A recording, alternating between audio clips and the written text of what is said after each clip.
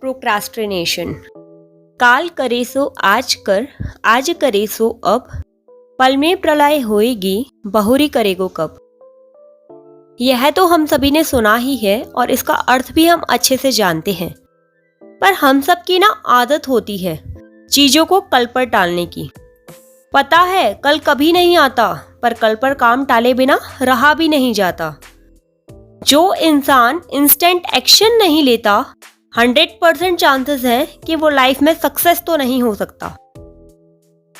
कुछ लोग की आदत होती है बड़े बड़े प्लान्स बनाने की, बहुत बड़े सपने देखने की, इमेजिनेशंस में खोए रहने की, पर एक्शन अगर देखो तो एक्शन सपनों के अकॉर्डिंग बिल्कुल भी नहीं होते। जब तक कोई चीज हमारे एक्शंस में नहीं आ सकती, वो पॉसिबल हो ही नहीं सकती। आप सिर्फ खुद को डॉक्टर, इंजीनियर या एडवोकेट मान लेते हैं और सिर्फ उसके बारे में ही सोचते रहते हैं या वैसे ही सपने देखते रहते हैं, तो आप कभी भी डॉक्टर, इंजीनियर या एडवोकेट नहीं बन सकते।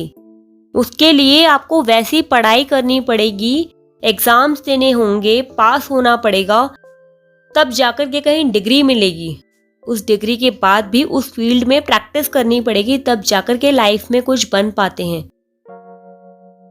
तो सेम वैसे ही अगर हम सोचते रहें कि नहीं, हम तो सपने में कल रात को खाना खाया था, आज नहीं खाएंगे, ऐसा हो ही नहीं सकता ना, भूख तो लगेगी।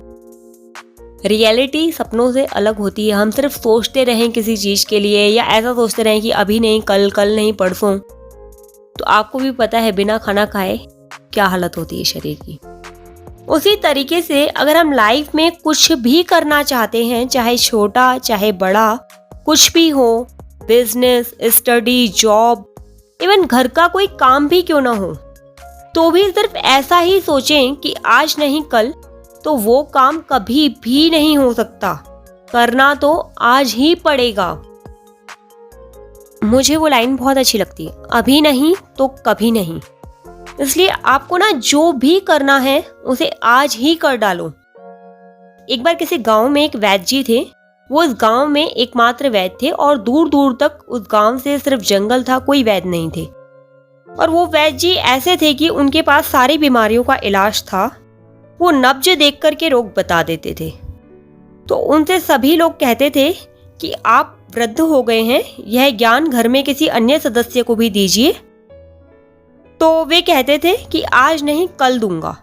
ऐसा करते करते वे वैद्य जी स्वयं बीमार पड़ गए और उनका अंत समय आ गया। और वे खुद इतनी पीड़ा का अनुभव कर रहे थे कि उनको इतना दर्द रहता था कि वो खुद का इलाज भी नहीं कर पा रहे थे। तब उन्हें लास्ट में जाकर के रियलाइज हुआ कि काश मैंने विद्या किसी अन्य सदस्य को भी सिखाई होती तो आज मेरा कोई इलाज कर देता।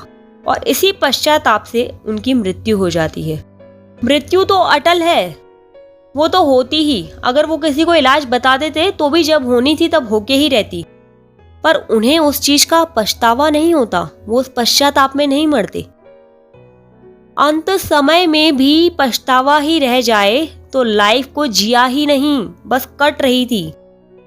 कम से कम इतना तो हर इंसान को कर ही लेना चाहिए कि बाद में पछताना ना पड़े। कहते हैं ना, अब पछतावे होते क्या जब चिड़िया चुग गई खेत।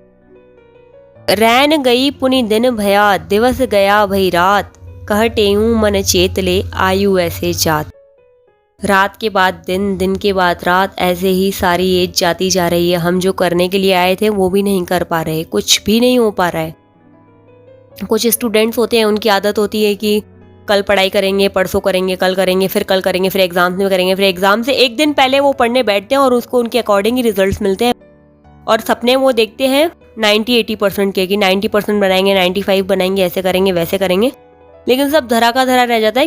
क्यों? क्योंकि प्रोक्रास्टिनेशन की आदत है, आज नहीं कल, तो वो कर ही नहीं पाते कुछ भी।